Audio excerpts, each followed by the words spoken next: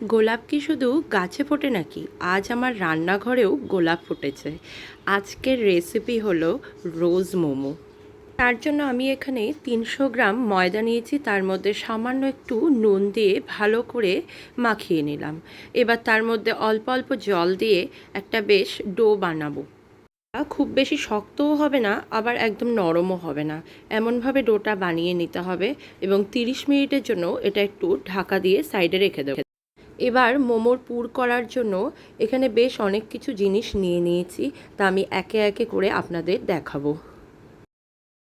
কড়াইতে সামান্য সাদা তেল নিয়ে নিয়েছি, ওই 1 চামচের মতো। এর মধ্যে এবার রসুন আদা কুচি দিয়ে সামান্য নাড়াচাড়া করে তার মধ্যে পেঁয়াজ কুচি দিলাম, তার মধ্যে এবার ক্যাপসিকাম কুচি দিয়ে দেব।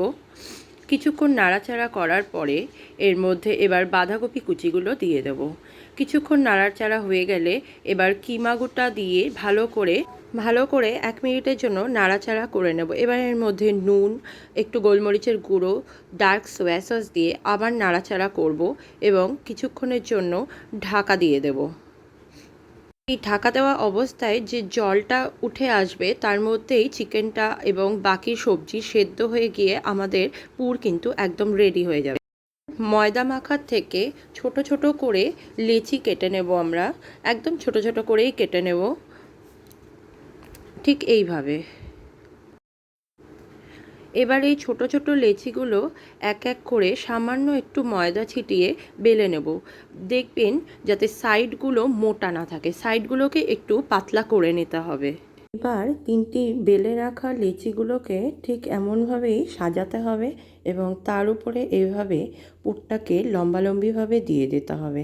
আমি এটা একটু সুন্দরভাবে সাজানোর জন্য উপর দিয়ে সস দিয়ে একটা সুন্দর লাল রঙের লুক আনার চেষ্টা করেছি।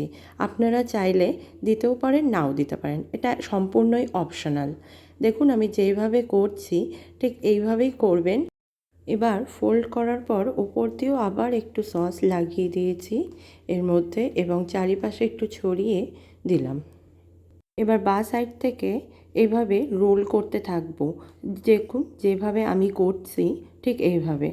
এবার দেখুন কিভাবে আমাদের রোজ মোমোটা খুব সুন্দরভাবে রেডি হয়ে গেছে এবং সসটা দেওয়ার জন্য বেশ সুন্দর একটা লুক এসে। এবার মোমো স্ট্যান্ডের একটি ঝাঁঝরিতে সামান্য একটু তেল ব্রাশ করে মোমোগুলোকে তার মধ্যে রেখে দিলাম এবং স্টিম করতে দিয়ে দিলাম।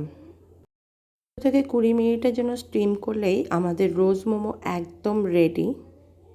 সুন্দর রোজ মোমোটি বাড়িতে তৈরি করে আপনার প্রিয় মানুষকে একদম তাক লাগিয়ে দিন। এটি কেমন লাগলো অবশ্যই জানাবেন। ধন্যবাদ।